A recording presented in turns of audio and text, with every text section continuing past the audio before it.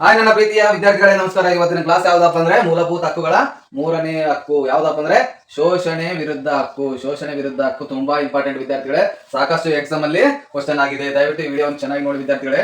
GK 75ನೇ video ಚೆನ್ನಾಗಿ ನೋಡಿ.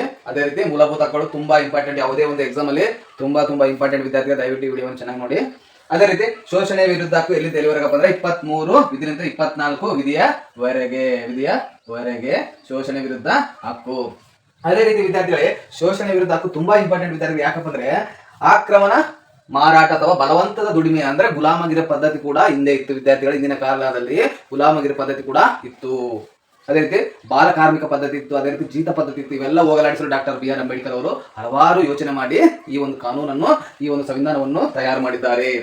ಅದೇ ರೀತಿ 23ನೇ ವಿಧಿ ಏನ್ ಹೇಳ್ತದಪ್ಪ ಅಂದ್ರೆ ಅಕ್ರಮ ಮಾರಾಟ ಮತ್ತು ಬಲವಂತದ ದುಡಿಮೆ ನಿಷೇಧ ಮಾಡುವುದು ಹೇಳುತ್ತದೆ. ಬಲವಂತದ ದುಡಿಮೆ ಅಥವಾ ಅಕ್ರಮ ಮಾರಾಟ. ಅದೇ ರೀತಿ ವಿದ್ಯಾರ್ಥಿಗಳೇ, ಜೀತ ಪದ್ಧತಿ ನಿರ್ಮೂಲನಾ ಕಾಯ್ದೆ ಯಾವಾಗ ಜಾರಿಗೆ ತಂದರು ಎನ್ನುವುದು ಕ್ವಶನ್ ಆಗಿದೆ. ಜೀತ ಪದ್ಧತಿ 1976ರಲ್ಲಿ ಜೀತ ಪದ್ಧತಿ ನಿರ್ಮೂಲನಾ ಕಾಯ್ದೆ ಜಾರಿಗೆ ತಂದಿದೆ. ಯಾರ ಹತ್ರ ಜೀತ ಮಾಡುವುದಾಗಲಿ ಅಥವಾ ಬಲವಂತವಾಗಿ ಜೀತ ಮಾಡಿಸಲು ಇದ್ದರೆ ಅವರ ವಿರುದ್ಧ ಕಾನೂನು ಕ್ರಮ ತೆಗೆದುಕೊಳ್ಳುತ್ತಾರೆ. ಜೀತ ಪದ್ಧತಿ ನಿರ್ಮೂಲನಾ ಕಾಯ್ದೆ 1976. ಅದೇ ರೀತಿ ವಿದ್ಯಾರ್ಥಿಗಳೇ, ಕನಿಷ್ಠ ಕೂಲಿ ಕಾಯ್ದೆ ಯಾವಾಗಪ್ಪ ಅಂದ್ರೆ 1948ರಲ್ಲಿ ಜಾರಿಗೆ ತರಲಾಗಿದೆ. 1948ರಲ್ಲಿ ಜಾರಿಗೆ ತರಲಾಗಿದೆ.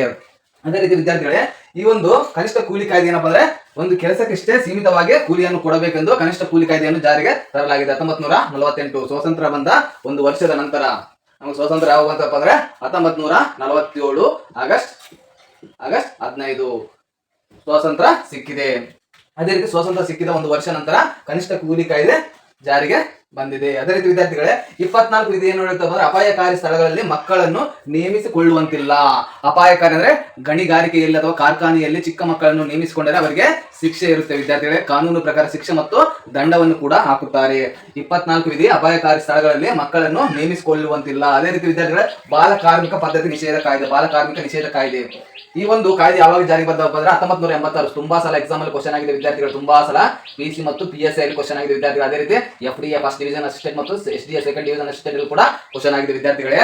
ಅದೇ ರೀತಿ ಬಾಲ ಕಾರ್ಮಿಕ ಪದ್ಧತಿ ನಿಷೇಧ ಕಾಯ್ದೆ 1986ರಲ್ಲಿ ಜಾರಿಗೆ ಬಂದಿದೆ. ಅದೇ ರೀತಿ ಕಾರ್ಖಾನೆ ಕಾಯ್ದೆ 1948ರಲ್ಲಿ ಇದು ಜಾರಿಗೆ ಬಂದಿದೆ. 1948ರಲ್ಲಿ ಕಾರ್ಖಾನೆ ಕಾಯ್ದೆ. ಕಾರ್ಖಾನೆಯಲ್ಲಿ ಚಿಕ್ಕ ಮಕ್ಕಳನ್ನು ದುಡಿಮೆ ಮಾಡುವಂತಿಲ್ಲ.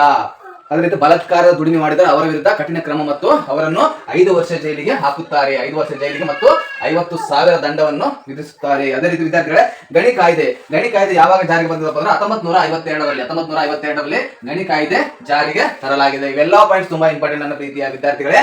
ಅದೇ ರೀತಿ ಶೋಷಣೆ ವಿರುದ್ಧ ಹಕ್ಕು ತುಂಬಾ ಇಂಪಾರ್ಟೆಂಟ್ ವಿದ್ಯಾರ್ಥಿ. ಯಾಕಪ್ಪ ಅಂದ್ರೆ ಬಾಲ ಕಾರ್ಮಿಕ ಪದ್ಧತಿ, ಅದೇ ರೀತಿ ಜೀತ ಪದ್ಧತಿ ಕೂಡ ನಿರ್ಮೂಲನಾ ಕಾಯ್ದೆ.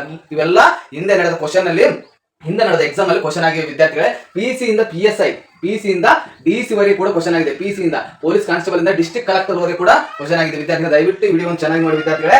ದಯವಿಟ್ಟು ಈ ವಿಡಿಯೋ ನೋಡಿ ನೋಟ್ಸ್ ಮಾಡ್ಕೊಳ್ಳಿ ವಿದ್ಯಾರ್ಥಿಗಳೇ. ನೋಟ್ಸ್ ತುಂಬಾ ಇಂಪಾರ್ಟೆಂಟ್ ವಿದ್ಯಾರ್ಥಿಗಳೇ. ನಾನು ಹಲವಾರು ಬುಕ್ ರೆಫರ್ ಮಾಡಿ ಕ್ಲಾಸ್ ಮಾಡಕತ್ತೀನಿ ವಿದ್ಯಾರ್ಥಿಗಳು. ಹಲವಾರು ಕ್ವಶನ್ ಪೇಪರ್ ರೆಫರ್ ಮಾಡಿ ಕ್ಲಾಸ್ ಮಾಡಕತ್ತೀನಿ ನನ್ನ ಪ್ರೀತಿಯ ವಿದ್ಯಾರ್ಥಿಗಳು. ಈ ವಿಡಿಯೋವನ್ನು ಸದುಪಯೋಗ ಮಾಡಿಕೊಳ್ಳಿ ವಿದ್ಯಾರ್ಥಿಗಳು. ಅದೇ ರೀತಿ ಈ ವಿಡಿಯೋ ದಯವಿಟ್ಟು ಶೇರ್ ಮಾಡಿ ವಿದ್ಯಾರ್ಥಿಗಳು. ಇನ್ನೊಬ್ಬರು ಕೂಡ ಹೆಲ್ಪ್ ಆಗುತ್ತೆ ವಿದ್ಯಾರ್ಥಿಗಳು. ಅದೇ ರೀತಿ ಈ ವಿಡಿಯೋ ಇಷ್ಟವಾದರೆ ಒಂದು ಲೈಕ್ ಮಾಡಿ ನನ್ನ ಪ್ರೀತಿಯ ವಿದ್ಯಾರ್ಥಿಗಳೇ.